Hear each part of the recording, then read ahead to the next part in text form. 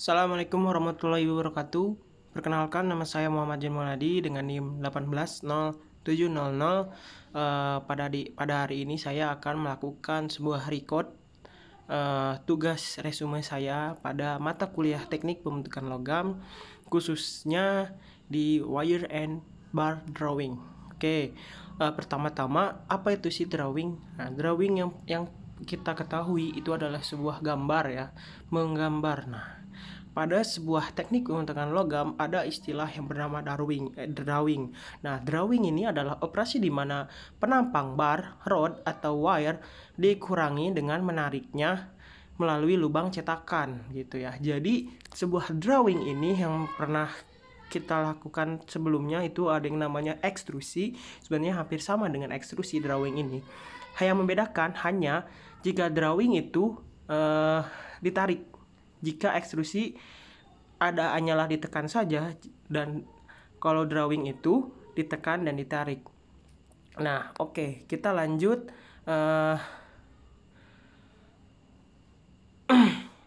Nah, deformasi yang terjadi pada gambar terkadang disebut sebagai kompresi tidak langsung. Nah, drawing adalah istilah itu juga yang digunakan dalam pengerjaan logam lembar. Istilah wire and bar drawing digunakan untuk membedakan proses menggambar yang dibahas di sini dari proses lembaran logam dengan nama yang sama.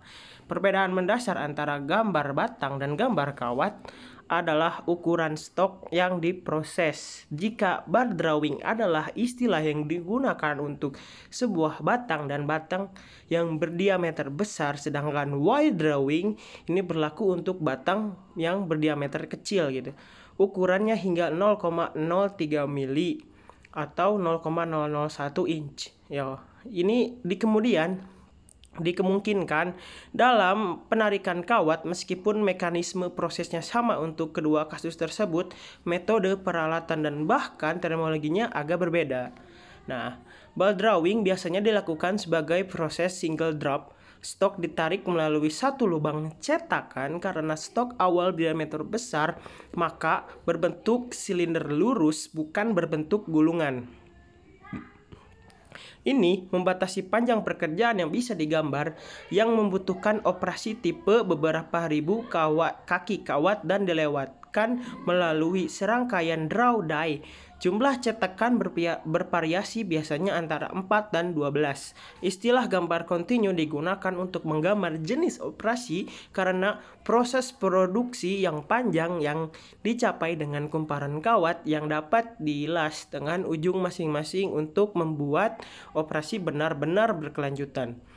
Dalam operasi menggambar, perubahan ukuran pekerjaan biasanya diberikan oleh pengurangan luas yang didefinisikan sebagai berikut. Nah, di mana R itu adalah area pengukuran gambar dan AO area original kerja dan AF adalah area akhir, di mana rumusnya adalah R sama dengan AO min AF dibagi AO.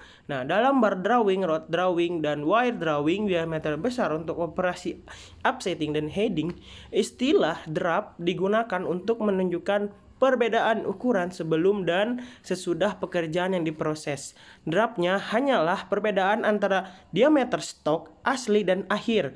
D sama dengan DO min DF ya. Di mana D itu adalah draft dan DO itu adalah diameter asli pekerjaan dan DF itu adalah diameter pekerjaan akhir. Mekanika menggambar jika tidak ada gesekan atau pekerjaan yang berlebihan yang terjadi pada gambar. Regangan sebenarnya dapat ditentukan sebagai berikut. Epsilon sama dengan ln AO per AF sama dengan ln 1 per 1 min R. Nah, di mana AO dan AR adalah daerah penampang asli dan final dari pekerjaan tersebut seperti yang didefinisikan sebelumnya. Dan R itu adalah pengurangan gambar yang diberikan oleh EQ. Tegangan yang dihasilkan dari deformasi ideal yang diberikan oleh tegangan sama dengan yield F epsilon sama dengan yield F ln AO per AF. Nah, tegangan aliran rata-rata berdasarkan nilai regangan yang diberikan oleh EF. Nah, lanjut kita ke drawing practice. Nah, menggambar biasanya dilakukan sebagai pekerjaan dingin. Ini paling sering digunakan untuk membuat penampang bundar, tetapi kotak dan bentuk lain juga digambar.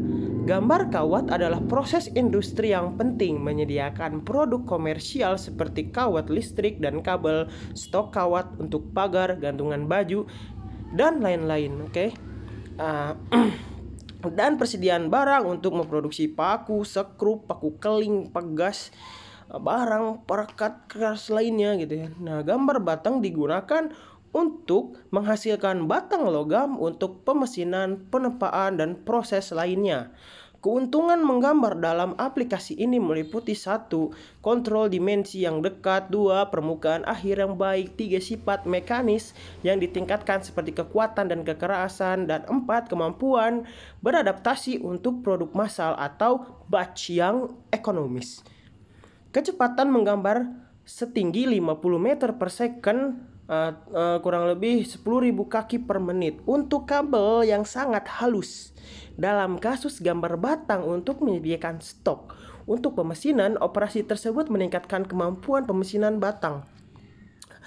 Drawing equipment. Gambar batang dilakukan pada mesin disebut draw bench yang terdiri dari meja masuk, dudukan-dudukan yang berisi dadu seri, kereta rak keluar. Kereta digunakan untuk menarik stok melalui rel die. Ini didukung oleh silinder hidrolik atau rantai yang digerakkan motor. Dudukan cetakan sering dirancang untuk menampung lebih dari satu cetakan, sehingga beberapa batang dapat ditarik secara bersamaan melalui cetakan masing-masing.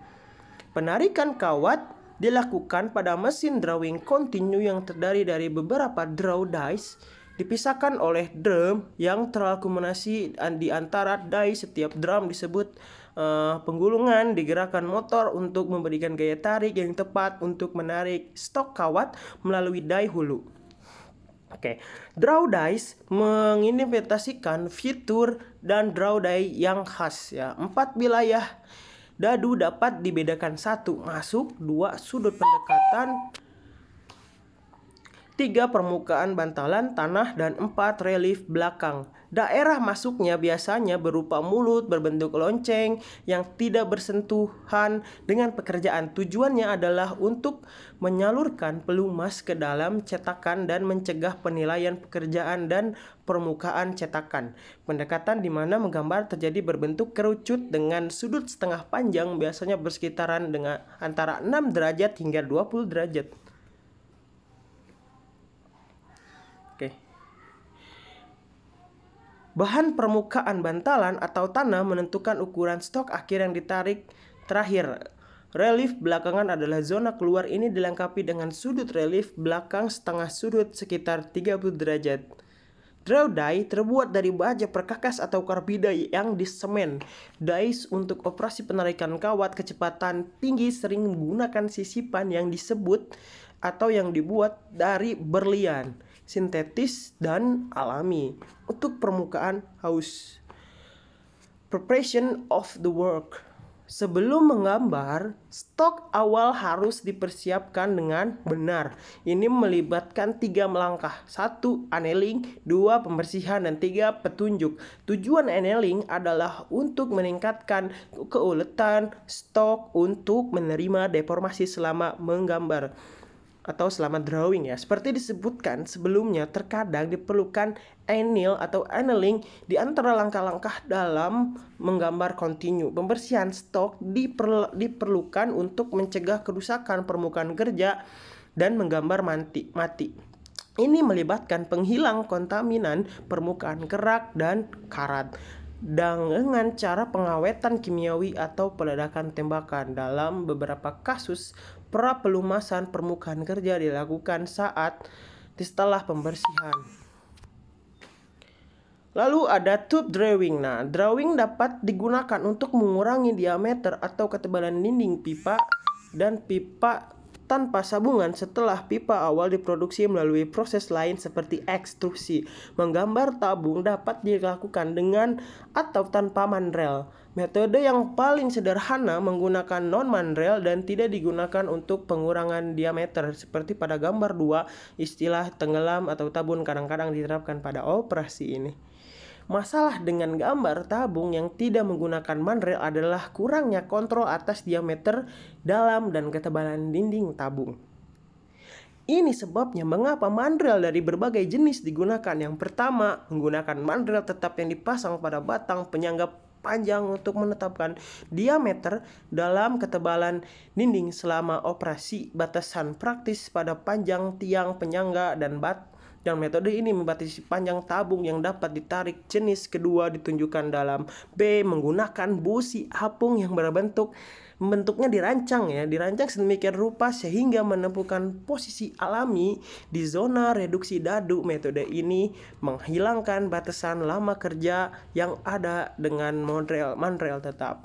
Sekian, terima kasih. Waalaikumsalam warahmatullahi wabarakatuh. Itulah video saya. Mohon maaf jika ada kekurangan dan kritik, dan jika ada kesalahan boleh dikritik di kolom komentar di bawah. Assalamualaikum warahmatullahi wabarakatuh.